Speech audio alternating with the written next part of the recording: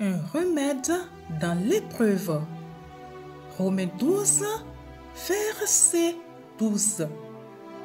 Réjouissez-vous dans l'espérance. Endurez dans la détresse. Consacrez-vous assidûment à la prière. Auditeurs de pain divin, quand les nuages menacent, nous sommes découragés. Cette réaction est naturelle. Nos yeux qui voient venir l'orage nous disent de courir, nous mettre à l'abri, de lutter pour survivre, sinon nous mourrons. Nous faisons confiance à ce que nos yeux nous disent. Nous laissons ces informations pénétrer notre cœur et s'y enraciner malgré la souffrance qu'elle implique. Paul nous donne un remède à notre détresse. Il nous indique comment trouver la joie, la patience et la foi.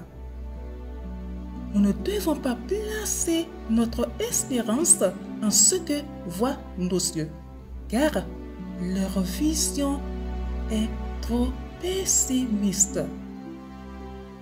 Nous devons placer notre foi en Dieu. Quand les nuages arrivent, c'est auprès de lui que nous trouvons refuge.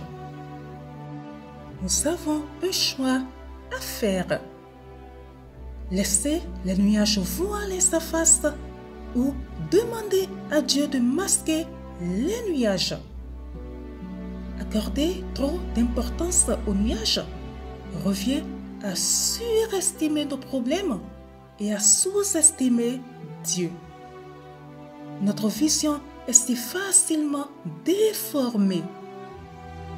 Nous sommes tellement retors que nous voyons dans les ténèbres notre vérité la plus sûre et dans la lumière de Dieu un refuge incertain. Une telle aberration est un moyen garanti de nous diriger vers le désespoir. Nous devons plutôt accepter la parole de l'Esprit de Dieu sans tenir compte des nuages menaçants. La promesse divine doit toujours être prioritaire. Notre pensée ne sera pas transformée tant que nous n'aurons pas ajusté notre vision. Alors, quel est le remède? Premièrement, nous devons fixer les yeux sur l'espérance et y trouver notre joie. Dieu nous a donné un aperçu de la réalité, sa force, la promesse de son soutien, sa récompense éternelle. Pourquoi laisserions-nous quelques nuages ébranler ces certitudes? Deuxièmement, nous devons supporter l'épreuve avec patience. Même si ces réalités sont cachées pour un temps, elles apparaîtront bientôt au grand jour. Troisièmement, nous devons être fidèles dans la prière. Non, parce que notre prière est bien formulée, donc efficace, mais parce que Dieu est efficace. Si nous acceptons ce remède, le changement sera remarquable. Les nuages perdront beaucoup de leur importance.